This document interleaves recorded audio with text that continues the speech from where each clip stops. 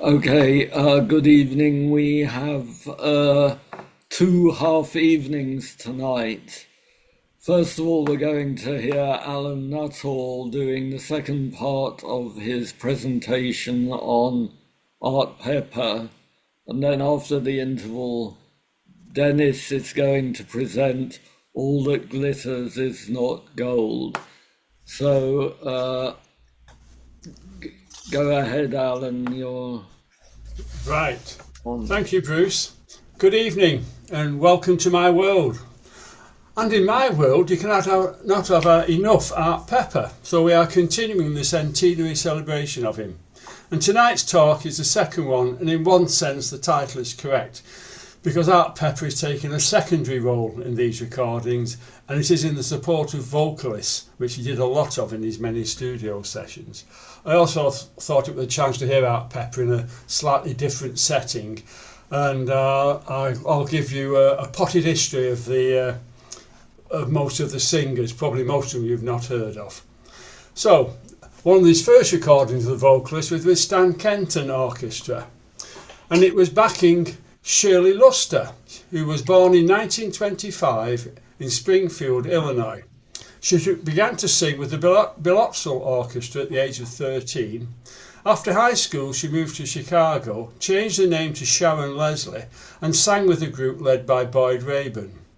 In 1945, after hearing that Anita O'Day had left Stan Kenton's orchestra, she auditioned successfully. During this time, she changed the name once again, becoming June Christie. Her voice produced hits such as Shoe Fly Pie and Apple Pan Dowdy, the million-selling Tampico in 1945, which was Kenton's biggest selling record, and this one, How High the Moon. The orchestra, very quickly, is Chico Alvarez, Buddy Childers, Ken Hanna, Al Pacino, Ray Wetzel on trumpets, Milt Bernhardt, Eddie Burt, Harry Betts, Harry Forbes and Bart Barcelona on trombones, Art Pepper and George Vidler on alto sax, Bob Cooper and Warner Vidler on tenor, Bob Dioga baritone, Kenton piano, Lorindo Almeida on guitar, Eddie Sanfransky on bass, Shirley Mann on drums, and it's June Christie, December 21st, 1945, How High the Moon.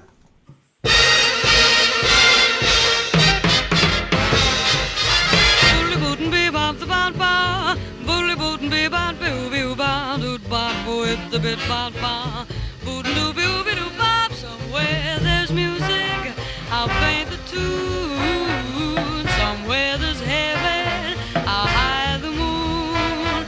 There is no moon above when love is far away too, till it comes true that you love me as I love you. Somewhere there's heaven, it's where you are. Somewhere there's music, how near, how far. The darkest night would shine if you would come to me soon. Until you will, I'll steal my heart, how high the moon.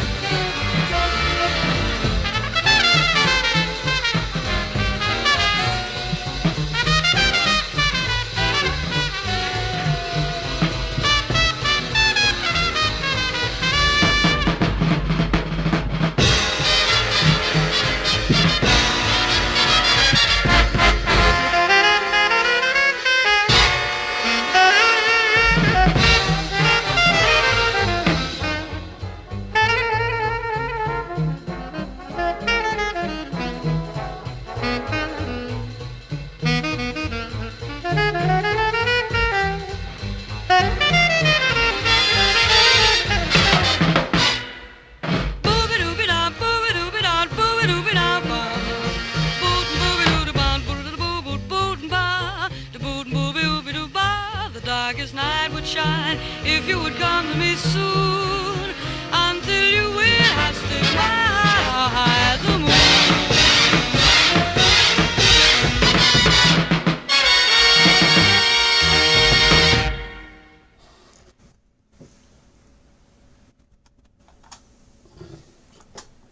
So now we have Babs Gonzalez, born October the 27th, 1919, and died on January the 23rd, 1980. He was born Lee Brown in Newark, New Jersey, and was an American bebop vocalist, poet and self-published author. Val Wilmer, the British author and critic, wrote, "There are jazz people whose influence can be described as minor, yet who are well known to musicians and listeners alike. You'd have to be hard-pressed to ignore the wealth of legend that surrounds Babs Gonzalez." As a young man, Gonzalez worked as a band boy for swing band leader Jimmy Lunsford, after which he relocated to Los Angeles. To circumvent racial segregation, Gonzalez wore a turban and used the pseudonym Ram Singh, passing as an Indian national. Using this identity, Gonzalez worked at the Los Angeles Country Club until becoming a private chauffeur to movie star Errol Flynn.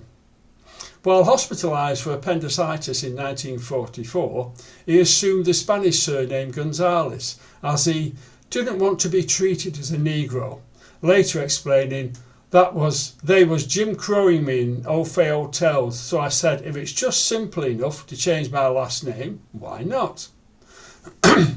Excuse me.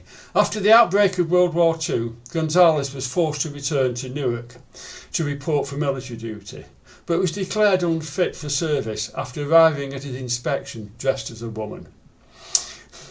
Here he is in 1949 in Los Angeles with his own orchestra, which is J.J. Johnson on trumpet, Art Pepper on alto, Herbie Stewart tenor, Wynton Kelly piano, Pee Wee Tinney guitar, Bruce Lawrence bass, Jackie Mills drums. Gonzalez is on vocals and he's singing The Continental in a moment or two.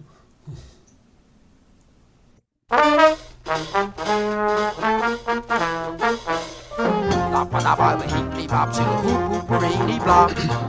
La ba da ba ba heep lee bop chilla hoop hoop perini point C and O point C and. La ba da ba ba heep lee bop chilla hoop hoop perini blah. La ba da ba ba heep lee bop chilla hoop hoop perini point C and O point C and. Loop Louie doo, loop Louie doo. It's cool down in Old Mexico.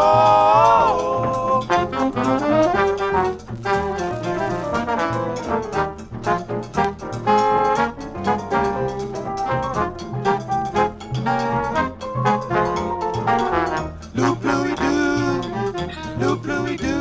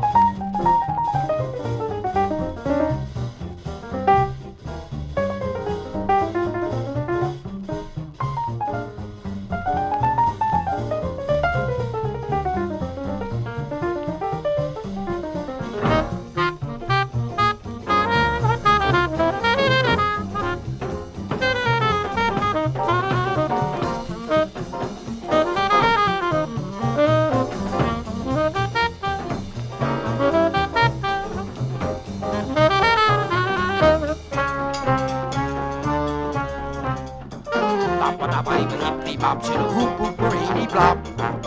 Lop ba da ba ba hippity bop chittle hoop hoop rainy point. C and O point C and the Continental.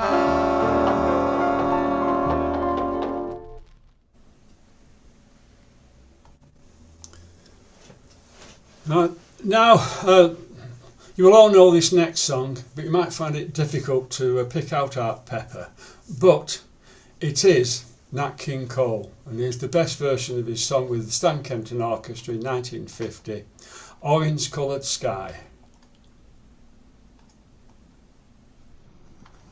Oh, sorry, just let me just skip ahead a few seconds. Right, off we go.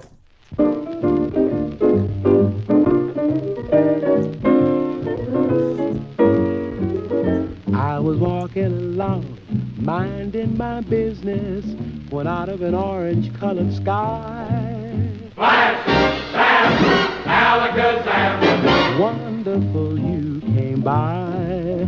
I was humming a tune, drinking in sunshine, when out of that orange-colored view, Flash, Sam, Alakazam. I got a look at you. One look and I yelled timber. Watch out for flying glass. 'Cause the ceiling fell in and the bottom fell out. I went into a spin and I started to shot. I've been hit. This is it, I-D-S. I was walking along, minding my business, when love came and hit me in the eye. Flash, Sam, Alakazam. Out of an orange-colored sky.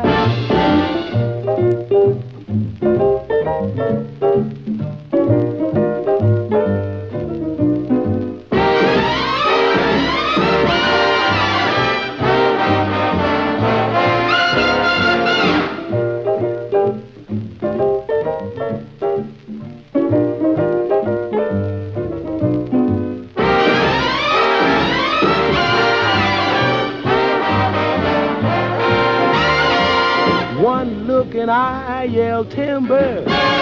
Watch out for flying glass. 'Cause the ceiling fell in and the bottom fell out. I went into a spin and I started to shout. I've been hit. This is it, I-D-S. I was walking along, minding my business, when love came and hit me in the eye. Flash, Sam, Alakazam. Out of an orange-colored purple stripe, through the green polka dot sky. Flash, Sam. Alakazam and goodbye. Wow, I thought love was much softer than that. What a most disturbing sound.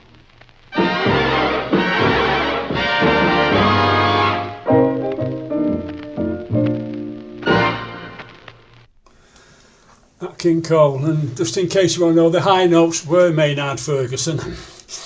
That was August 1950. Now we have Shelby Jean Davis, born December the 4th, 1926 in Louisville, Kentucky. Moved to Chicago, began singing in church at the age of 8. In church. At the age of 8, she was invited to make a guest appearance on a local radio's country and western programme. She became a permanent member of the cast and became known as the Little Mountain Sweetheart. Later in life, she married jazz composer and arranger and trombonist Bill Russo and continued her musical career. She actually had a very long career. He did some recordings, a lot on radio, and actually performed until about 1966, so career nearly, 35 years. Later, she married Bill Russell, then sadly got divorced. Later married Maurice Lathauers, a musician and record promoter. He became vice president and A&R man at Capitol Records. They were married for 57 years, both dying within weeks of each other in 2010. She also did lots of work as the voice actor.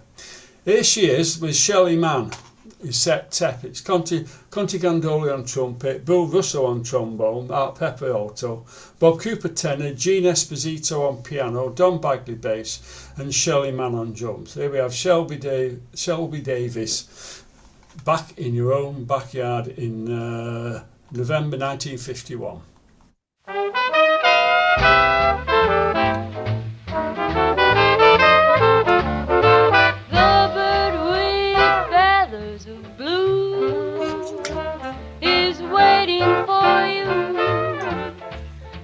In your own backyard, you see your castles in Spain through your window pane. Back in your own backyard. backyard. Oh, you can go to the east, go to the west, someday you'll come. Weary at heart, right where you started from. You'll find your happiness lies right under your eyes, back in your own backyard.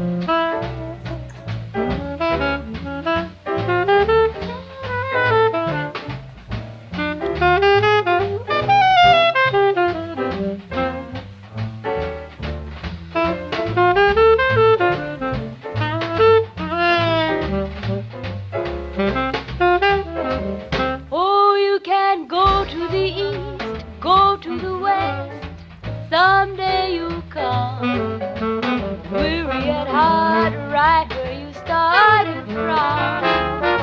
You'll find your happiness lies right under your eyes, back in your own backyard.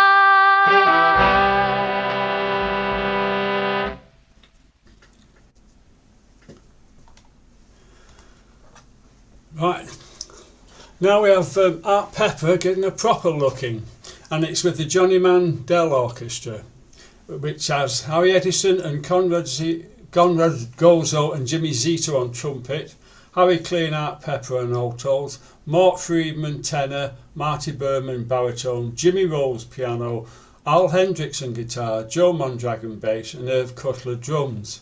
Johnny Mandel is the arranger and conductor. And we have the composer singing his own song. This is September the 10th, 1956.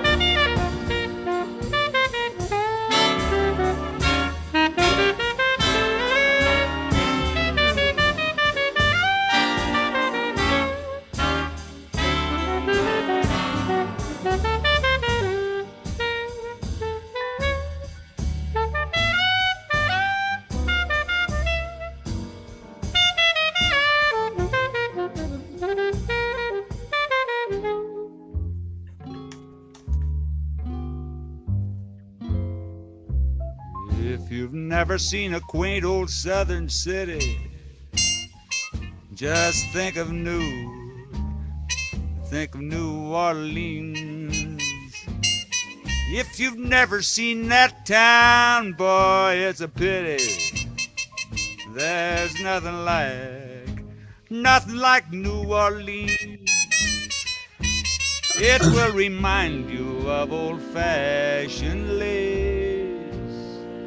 A glass of wine will greet your smiling face. And if you ever see a black-eyed gal like mine, boy, oh, then you're right in it, right in New Orleans.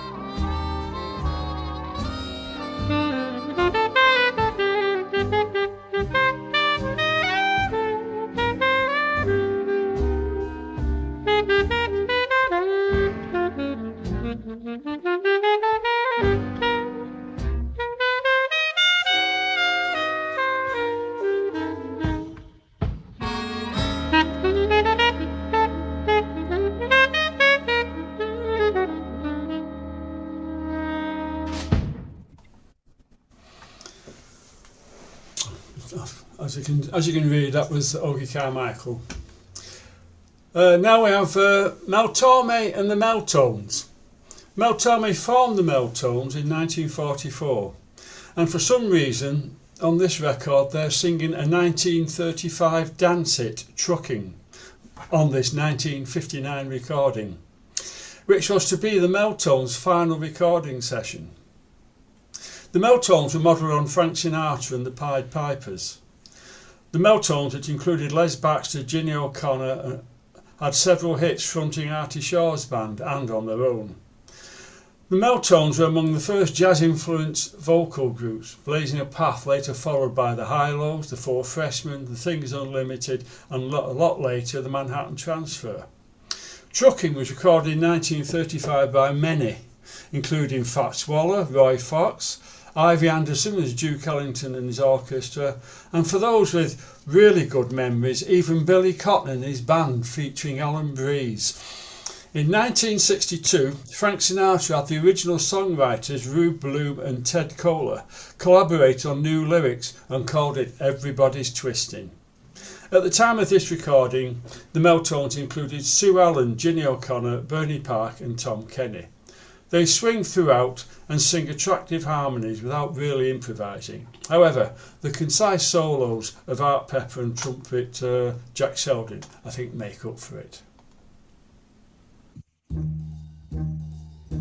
They got tired of the Charleston, tired of the Lindy too, tired of the shag and the varsity drag. What to do, what to do, what to do, what to do, what to do,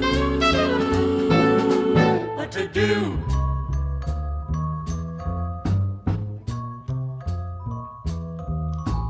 They had to have something new, a dance to do up there in Harlem. So someone started trucking. As soon as the news got round, the folks downtown came on to Harlem. Someone got the notion to develop a band called trucking. It didn't take long before the hi-hats blew and it Park Avenue and it all over town. See them trucking on down. It spread like a forest blaze, became a craze, and thanks to Harlem now, everybody's trucking.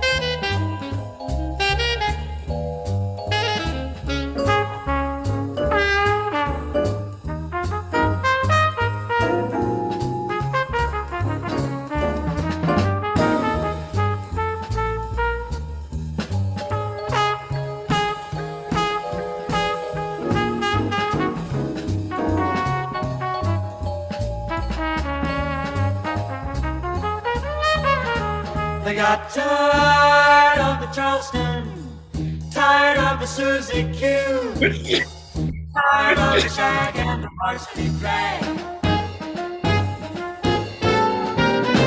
They had to have something new, a dance they could do up there in Harlem. Some started trucking. As soon as the news got round, the people downtown came up to Harlem. Everybody trucking.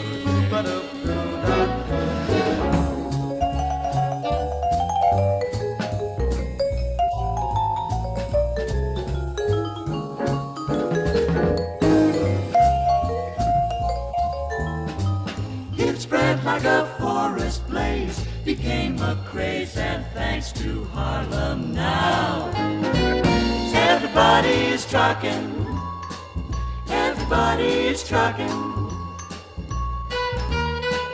Everybody, Everybody, everybody, everybody, everybody, trucking.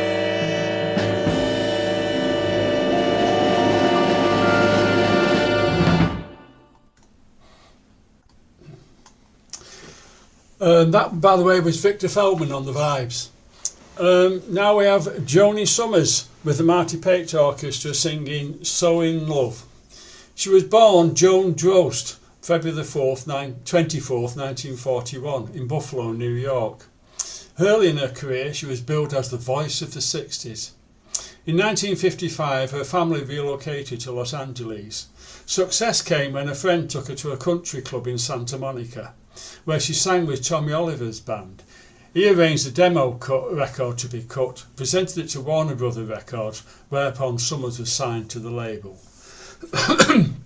Warner initially used her vocal talent singing Am I Blue on a 1959 specialty record called Behind Closed Doors at a Recording Session, and on one side of a spoken word single, Cookie's Love Song with Ed Burns. The pairing with Burns led to a small role in 77 Sunset Strip, the private detective television series, featuring Burns in the role of Gerald Lloyd Cookie Cookson III. Early in 1960, Warner released Summers' first LP, Positively the Most. The title was supposed to rhyme with her surname, Drost, but by the time the release, she had changed it to Summers. In 1962, Summers' single Johnny Get Angry reached number 7 in the Billboard Hot 100. It was held from the top spot by such hits as Roses Are Red, My Love, Bobby Vinton, I Can't Stop Loving You, Ray Charles, and Sealed with a Kiss, Brian Hyland. It was a poppy jealousy song. She does something to make him get annoyed to prove that he cares, and of course, he doesn't. In a 2001 interview, Summers commented on her legacy of her greatest hit. 20 albums with some of the greatest names in jazz, and I'm eternally linked to Johnny Get Angry. Her 1965 track, Don't Pity Me, was a Northern Soul hit in the UK, and often featured a Northern Soul top list. The single record routinely changed hands at over $500 a copy. I've actually looked today and there's somebody selling it for £750. In the early 1970s, Summers withdrew from show business to focus on her family life. So here we have her singing on her album Positive the Most in June 1959, So In Love.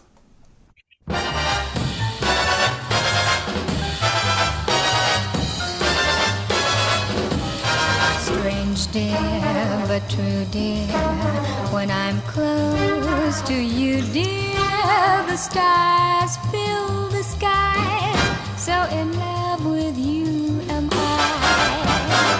Even without you, my arms fold about you, you know, darling, why, so in love with you am I. In love with the night mysterious, the night when you first were there. In love with my joy delirious,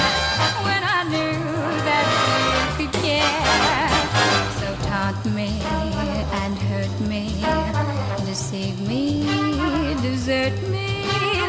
I'm yours till I die. So in love, so in love, so in love with you am I, my love.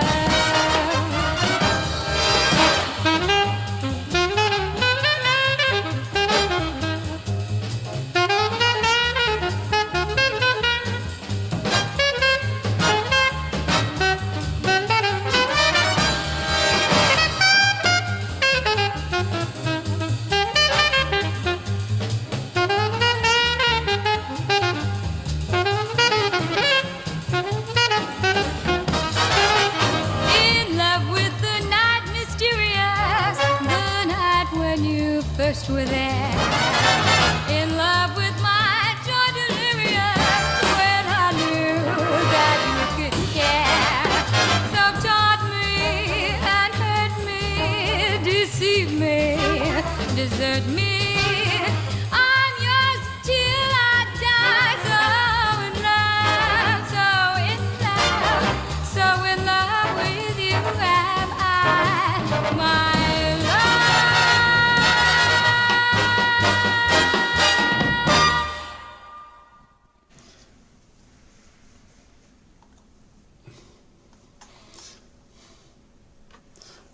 Right, now we have a singer called Tony Harper, born June the 8th, 1937 and died February the 10th, 2023. Tony Harper's childhood was made of the magic any aspiring adult artist would kill for. She started performing at the age of 4. She was 8 years old when her big hit Candy Store Blues went platinum. She performed at Carnegie Hall along with Sarah Vaughan, who became a mentor and a lifelong friend. She shared the stage with such performers as Cab Calloway, appeared on the television shows of Frank Sinatra, Perry Como, Milton Berle, Ed Sullivan, and she was in several movies. And all of this magic unfolded before she turned 12 years old. At 17 years of age, she recorded the album Tony, backed by the Oscar Peterson trio. She was very experienced performer but very naive, and she said Oscar Peterson and Ray Brown were really nice and kind but did take the mickey, sort of saying only 16 and never being kissed, and she had to, I think they had her singing Love for Sale, and she had to explain what it was all about. Anyway, in 1959 this album, Lady Lonely, arranged and conducted by Marty Page. A quote from Tony Harper, very late in life, after decades of avoiding her music, she began to listen to it again. She said, "Do I sound a bit proud of my recordings? Well, I am, at least now. You have to understand it has taken me many years to feel this way. By the time I quit, I was just tired of it all. I wonder now if I ever really loved it enough. My folks said I had to sing professionally, so I did. As a result of leaving, I have no knowledge of how good I might have been. Singing was just something I could do and had done as a child and continued into adulthood. It probably makes you wonder why I quit the music business at the age of 29. From age 4 to 29, I was constantly told where to be and what to do. When I turned 29, I thought, I don't have to do what anybody says anymore. I'm tired of travelling the world alone. No one helps me. They take all of my money. I don't want to do this anymore. So I stopped. After my decision, everybody flipped. My agent, manager, parents and friends. But it was just too bad. I'd made my decision, and as life unfolded going forward, my decision was a great one. She toured, she was a big performer. 1963 she toured Japan with Cannonball Adderley. Oh yes, it's a bit. And she appeared in several films, and here's one we'd all love to see, won't we? 1965, How to Stuff a Wild Bikini. And she retired from the music business and ended up at a high-level career in the US Postal Service as Assistant Director of Budgets for all of Los Angeles. So here she is, I'm swapping pages, sorry, in 1959. This is the title track from her album, So in Love, Lady Lonely.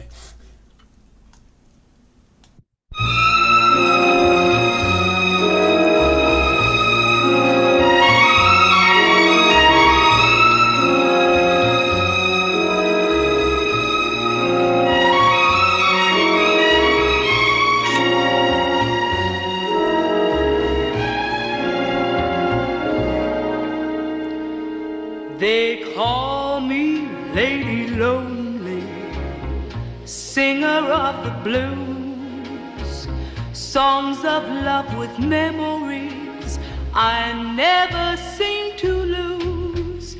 Songs of love with memories I never seem to lose.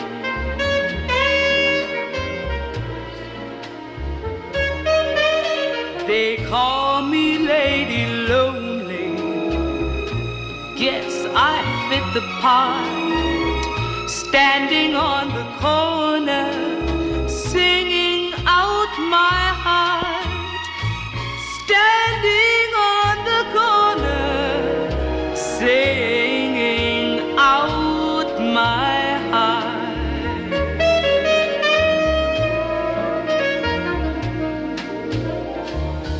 One thing that I know for certain,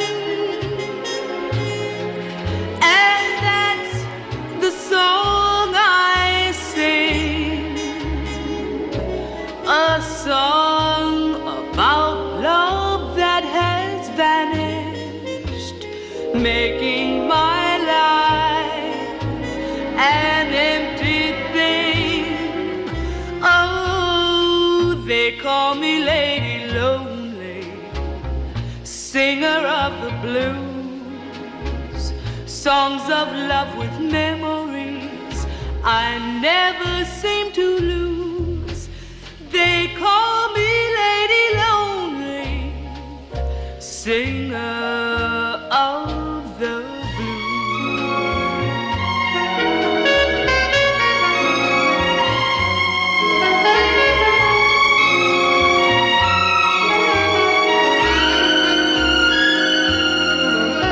They call me Lady Lonely,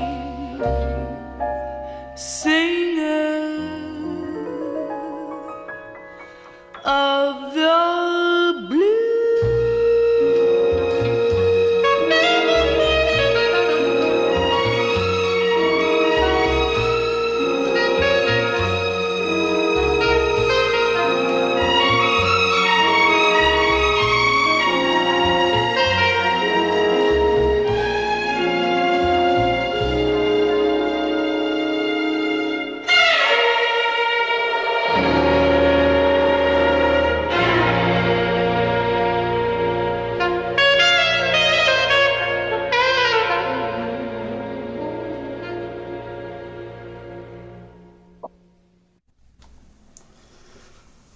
Now we have Jesse Lorenzo Belvin, born December the 15th, 1932. He was an American singer, pianist and songwriter, popular in the 1950s. Belvin co-wrote the 1954 Penguins doo-wop classic Earth Angel. If you've got a spare minute, have a look at the history of Earth Angel. Talk about people suing each other for writing it. Earth Angel sold more than 10 million copies, while his own top recording was the 1956 single Goodnight My Love that reached number 7 in the Billboard charts. Inspired by his wife and manager Joanne to develop his style, Belvin signed to RCA Records in 1959 and immediately had a top 40 hit with Guess Who, written by his wife. The song originally started as a love letter from her to him, and Belvin turned it into the hit song it became. He also recorded the album Just Jesse Belvin, developing a mature and sophisticated sound on ballads. His style was influenced by Nat King Cole and Billy Eckstine and became a model for Sam Cooke and others. He acquired the nickname Mr. Easy, and the record company began moulding him as a potential crossover star for white audiences, as well as a professional rival to Capitol Records recording star Nat King Cole. Belvin's success was cut short by his death in a car crash at the age of 27. The accident, which also claimed the lives of his wife Joanne and their driver, it occurred after Belvin appeared on a concert bill with Jackie Wilson and Marv Johnson in Little Rock, Arkansas on February the 6th, 1960. It was the first concert ever played before an integrated audience in Little Rock's history. The concert had been disrupted at least twice by white supremacists, According to an Arkansas state trooper at the scene of the accident, the tyres of Belvin's 1959 Cadillac had obviously been tampered with. The album Mr. Easy, recorded on December the 16th, 1959, was issued after his death on February the 6th, 1960. Here is Jesse Belvin singing Blues in the Night with the Marty Paich Orchestra and Art Pepper on clarinet.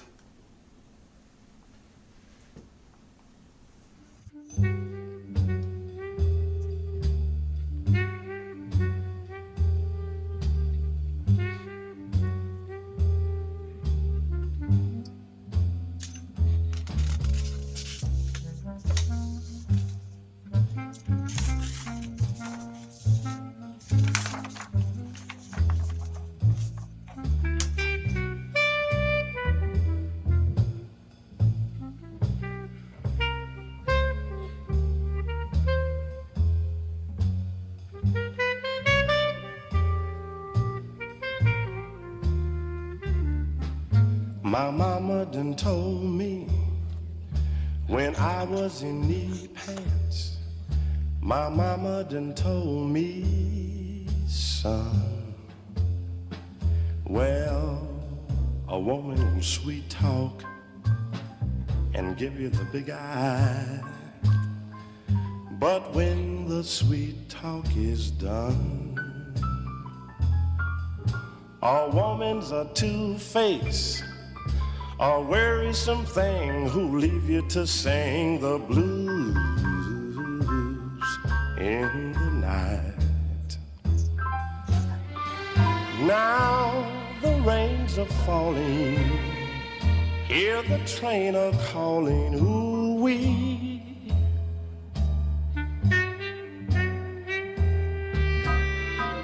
Hear that lonesome whistle blowing across the trestle, woo-wee.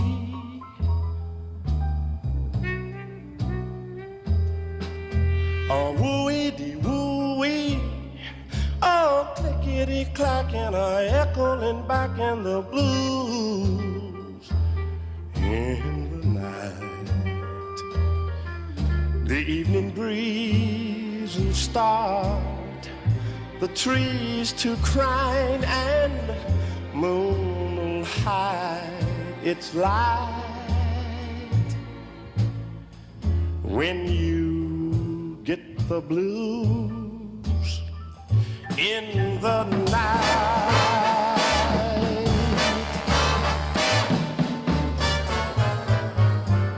Take my word, the mockingbird, oh, he'll sing the saddest kind of song.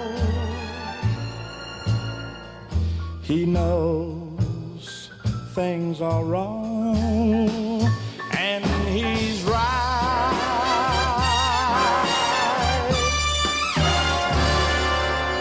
From Natchez to Mobile, from Memphis to St. Joe, wherever the four winds blow. Well, I've been in some big towns, and baby, I heard me some big talk. But there is one thing I know, a woman's a two-faced, a worrisome thing who'll leave you to sing the blues in the night. Oh, ho, ho. Oh, ho, ho. Mm-hmm. My mama done told me. Oh, ho, ho. Oh, ho, ho. Oh, ho, ho. My mama done told me a woman's a two-faced, well, a worrisome thing who'll leave you to sing of the blues in the night.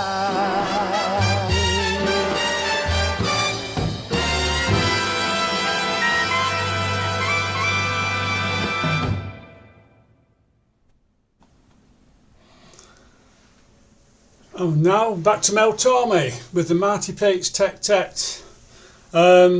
Disc jockey, New York disc jockey Fred Robbins dubbed Mel Tormé the Velvet Fog due to his high tenor and smooth style of vocal syncopation. Even though Tormé himself detested the nickname, it's a perfectly accurate description for his mastery of swing music.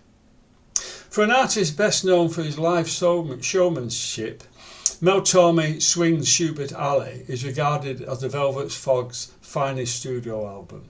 To this day, the LP retains a surprising amount of replayability. Here he is, released in 1960. Here's Mel Tormé with It's Too Close for Comfort. Be wise, be fair, be sure, be there, behave, beware. Be wise, be smart, behave, my heart. Don't upset your cart when she's so close.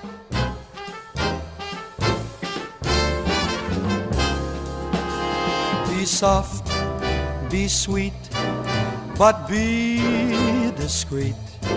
Don't go off your feet. She's too close for comfort. Too close for comfort. No, not again. Too close to know just when to say when. Be firm and be fair. Be sure, beware. On your guard, take care when there's such temptation. One thing leads to another. Too late to run for cover. She's much too close for comfort.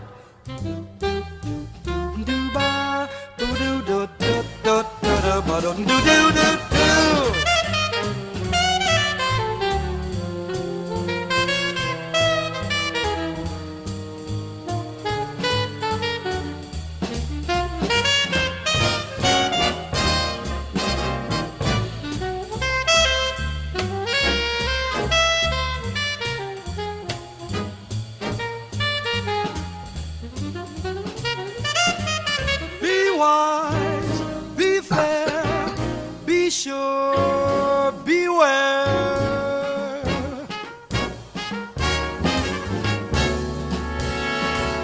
Put on your old thinking cap, boy, 'cause if you don't look out, you will find that you are much too close for comfort.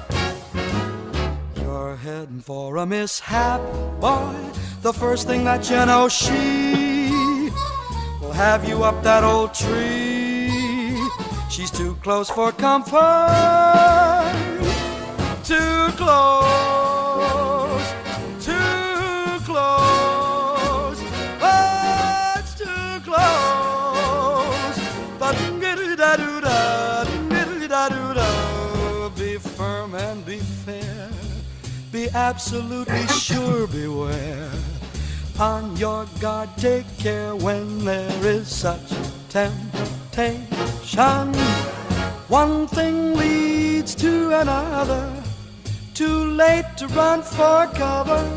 She's much too close for comfort now. One thing leads to another. Too late to run for cover. She's much too close for comfort now. One thing leads to another. Too late to run for mother. She's much too close for comfort now. Be wise, be fair, be sure, be there, behave, beware. She's too close for comfort now.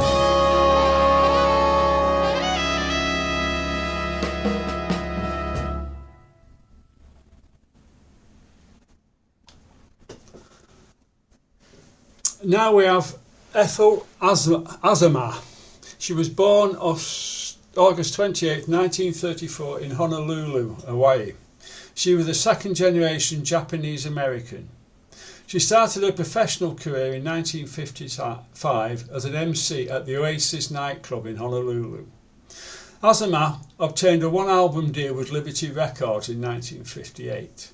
Pop singer Jimmy Rogers attended one of her shows and persuaded Liberty Records executives to allow her to record another LP, this 1959 album Cool Heat, which consists entirely of American standards. From 1960 onwards, she sang in nightclubs in America, sharing the bill with the likes of Mel Torme and the Four Freshmen. She moved to Australia in the 1960s and appeared regularly in nightclubs there and also on Australian television and radio. She married her Australian piano accompanist John Todd in 1964. And in the late 1960s they settled permanently back in Honolulu, where Ethel gave birth to their 2 children. She resumed singing in Waikiki Beach nightclubs and had a minor acting roles on several episodes of the television series Hawaii Five-0 in the 1970s. She continued to sing on a regular basis in Hawaii until her sudden death from cerebral aneurysm in 1984, aged 49. Here she is with the Marty Pate Orchestra in February 1960, singing All I Need Is You.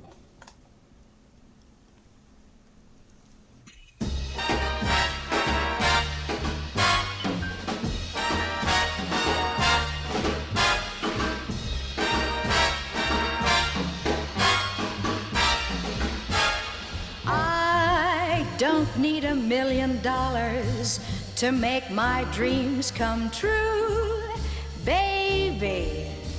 All I need is you.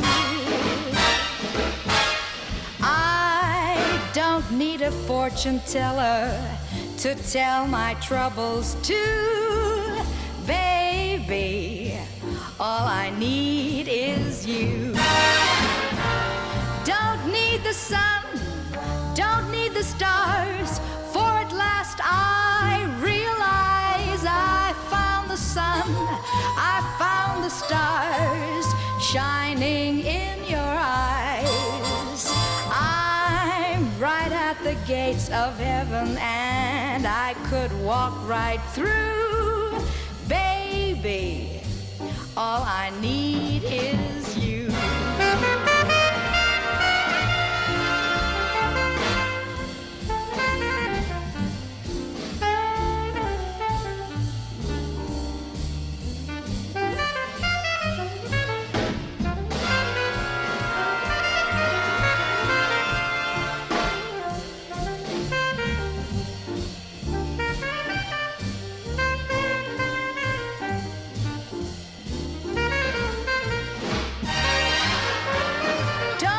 The sun, don't need the stars, for at last I realize I found the sun, I found the stars shining in your eyes. I'm right at the gates of heaven and I could walk right through, baby. All I need is you.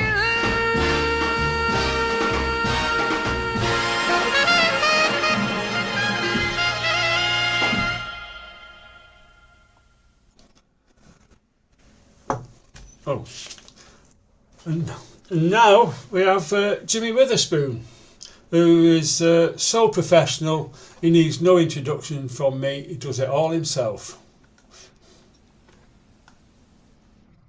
Ladies and gentlemen, let's give Art Pepper a round of applause. Make him come up here and sing with me. Come on up here, Art. All right. What's up, man?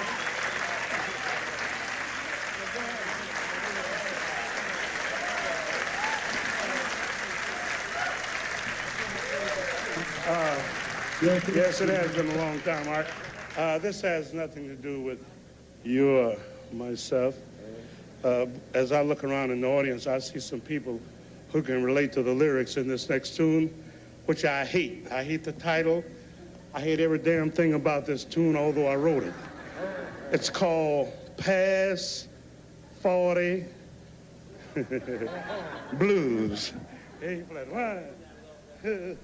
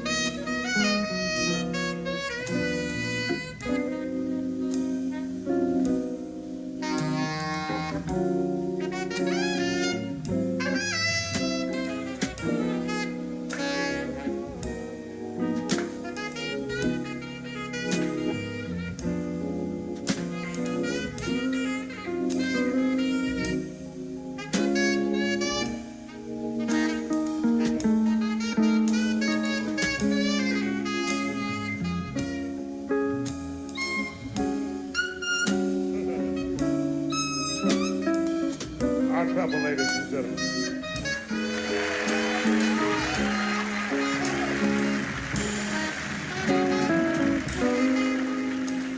Well, it was early one Monday morning when I knocked on my baby's door.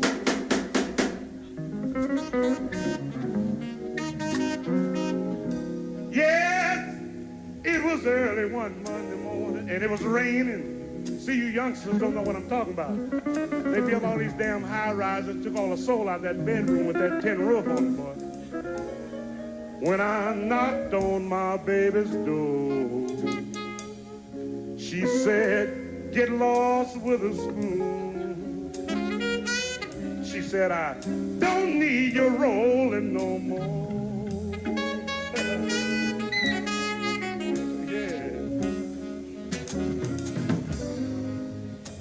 She said, "I got a real young man that stays ready all the time.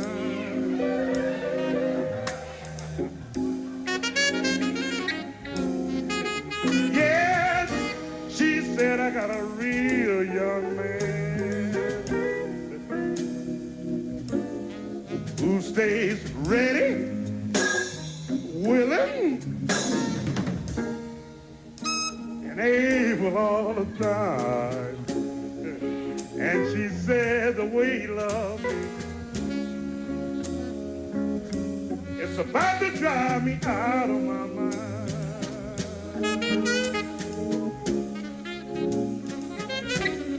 I said, "What will I do without you, baby? I'm like a leaf that's lost in a flood." She said, "Do like me, fool.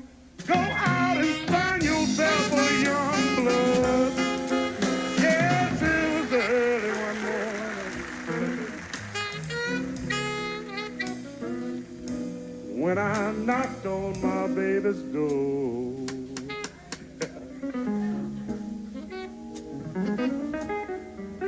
She said, "Get lost with a spoon." She said, "I can't." She said, "I can't stand your rolling no more." Didn't bother me. It didn't upset me. So she ran this down to me. She said, "Spoon, you run down and pass 40. You like a cake of ice. I need me a young blood to put some fire into my life." Yeah. But she said, "You've been a good man, Spoon." She says, Spoon, you bought me everything I wanted. You gave me everything I asked for. You've been good to me, huh? She said, you've been good to me down through the years. She also said, now it takes too long and too much time for you to get and give. Oh, yes. Oh, yes.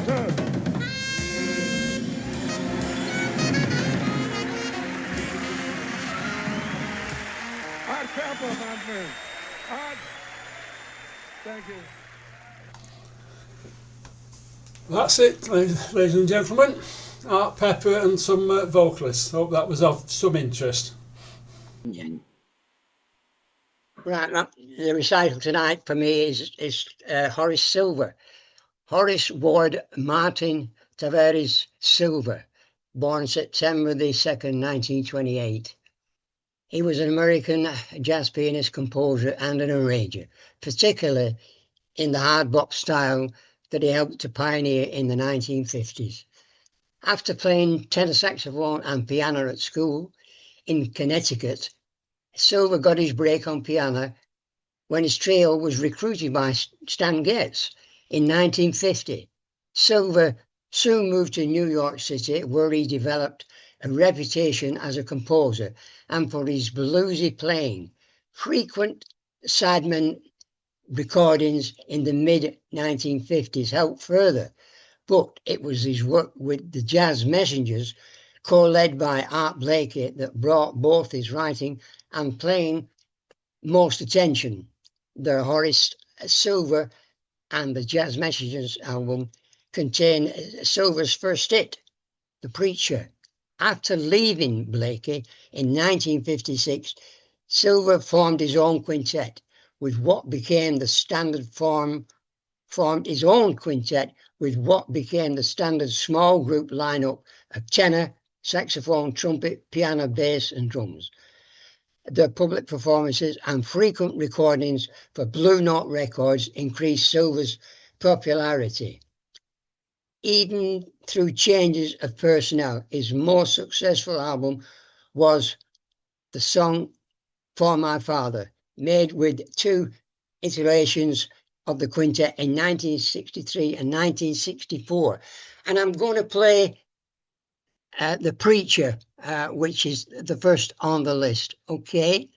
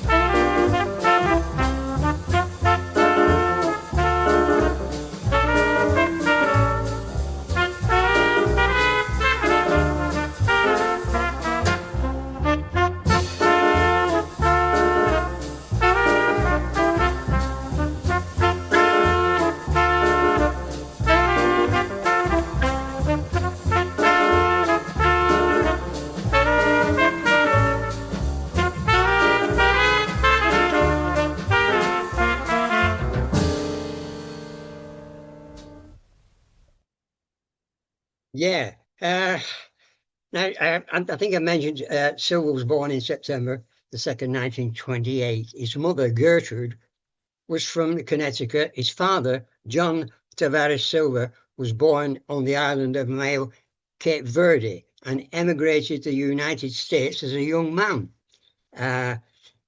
His mum, she was a maid and sang in the church choir. He worked for a tire company as a young man.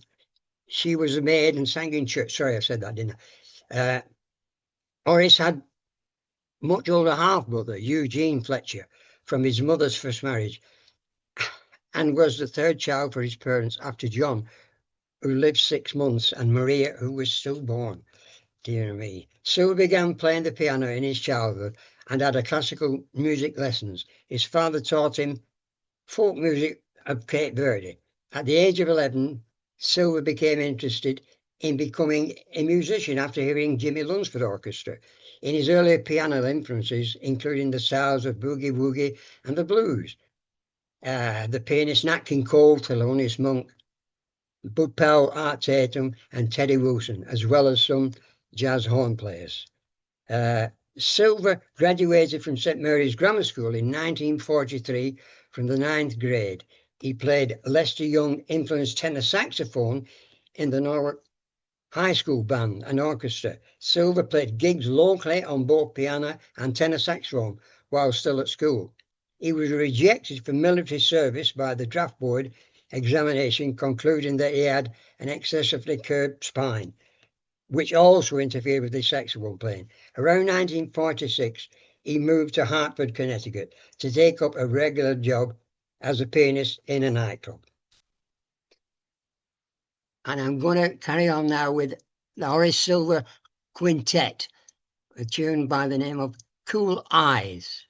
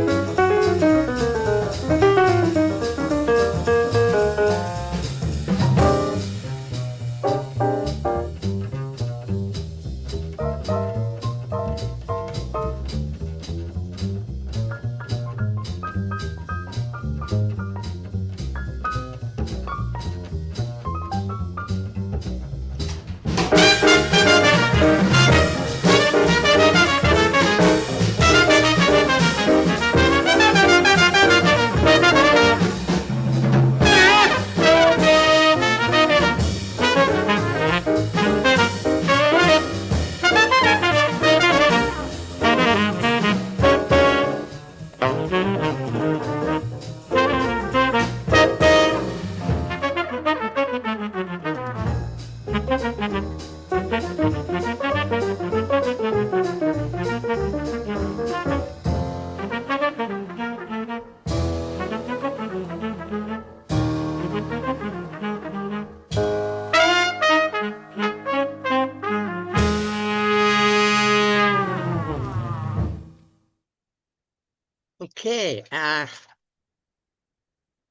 1950-1955, Silver's break came, as I said previously, with his trio back saxophonist Stan Getz at the club in Hartford. Getz liked Silver's band and recruited them to tour with him. The saxophonist also gave Silver his recording debut in December 1950 for a quartet date. After about a year, Silver was replaced as a pianist in Getz' band, and he moved to New York City. There, working as a freelance, he quickly built a reputation based on his compositions and bluesy playing. He worked for a short period with tenor saxophonists Lester Young, Coleman Hawkins, before meeting altoist Lou Donaldson, with whom he developed his bebop understanding. Donaldson made his first recording on Blue Note in 1952, with Silver on piano, Gene Ramey on bass, and Art Taylor on the drums.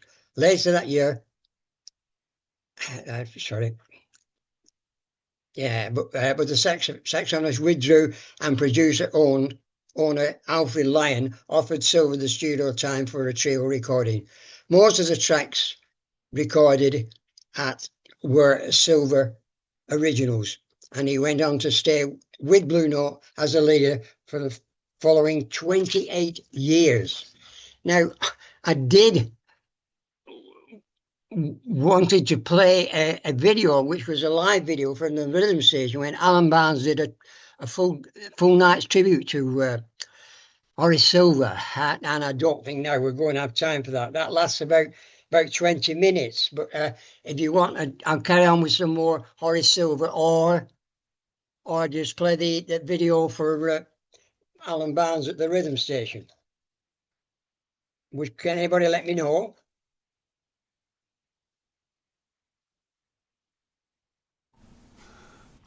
Play the music for me. Play the music. Okay. Does everyone agree? Yes, carry on with music. Okay then. The next one I think is a bit more of Horace himself. I think. Yeah. This is another tune from the 6 Pieces of Silver. Tip it.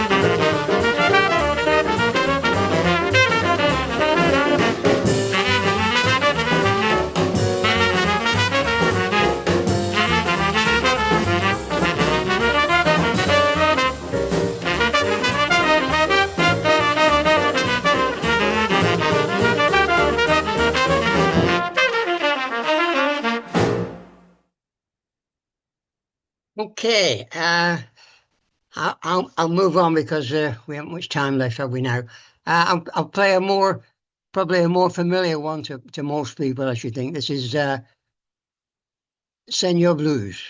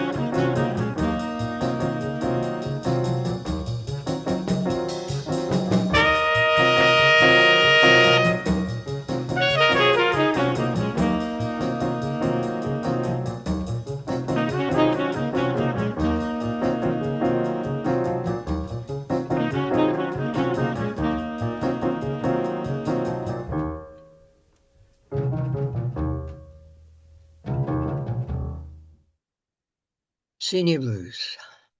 So senior, I should say, rather than senior. Sue was also busy recording as a sideman. In 1953, he was pianist on sessions led by Sonny Stitt, Howard McGee, Al Cohn, and the following year he played on albums by Art Farmer, Miles Davis, Milt Jackson, and others. Silver won the Downbeat Critics New Star Award for piano players and appeared on the first Newport Jazz Festival, substituting for John Lewis in the Modern Jazz Quartet. Silver's early 1950s recordings demonstrate that Powell was a major pianistic influence, but he waned by the middle of the decade. Okay, I think we're practically on time, so I'll give you one more, and this now is called Camouflage.